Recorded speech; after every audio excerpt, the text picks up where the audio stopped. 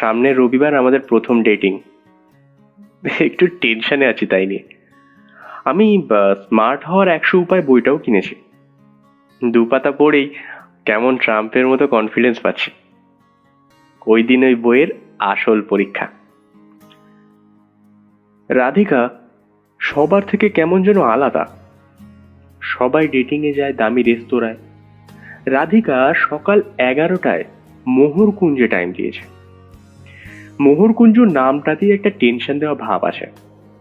তারপর আমি আবার কৃষ্ণর মতো টল ডার্ক হ্যান্ডসাম নই, যে দেখা মাত্রই শ্রী রাধিকা কুল কলঙ্ক বিসর্জন দিয়ে আমার বুকে ঝাঁপিয়ে পড়বে।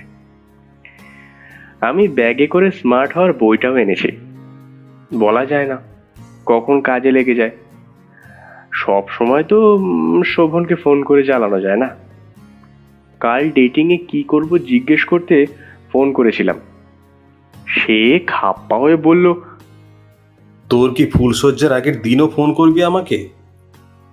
ফুলশয্যা ভাবলেই কেমন উদাস লাগে।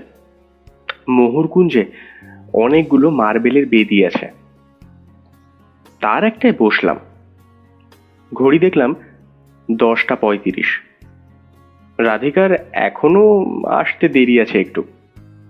মোহরকুঞ্জে বেশ কিছু ছেলে মেয়ে ঘুরছে, তার মধ্যে 2-1জন এদিক ওদিক তাকিয়ে চকাশ করে চুমুও খেয়ে নিচ্ছে। কলকাতার আগে বদনাম ছিল হিসি করার জন্য, এখন দেখছি দিব্যিও কিসি হচ্ছে। এরকম চুমু টুমু খাওয়া দেখতে দেখতে সময় জ্ঞানটা ছিল না। আচমকা পাশ থেকে একটা মিহি মেয়েলি কণ্ঠে কে যেন ডাক দিল, জয় গোস্বামী। আমি আচমকা ডাক শুনে কেমন যেন থতমত খেয়ে গেলাম। মুখ থেকে বেরিয়ে গেল, প্রেজেন্ট।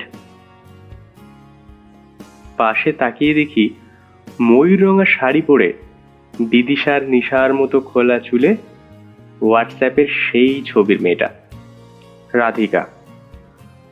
আমার জায়গায় সত্যি জয় গোস্বামী হলে নির্ঘাত একটা কবিতা লিখে ফেলতেন তক্ষুনি। আমাকে দেখে বা প্রেজেন্ট শুনে হয়তো মেয়েটা মুখ টিপে হাসছে। কি ভাবলো কে জানে। আপনি প্রেজেন্ট সেটা তো দেখতেই পাচ্ছি। রাধিকা এখনো হাসছে। মোহরকুঞ্জের সবুজে যেন রাধিকাকে মানিয়েছে খুব ভালো। না না,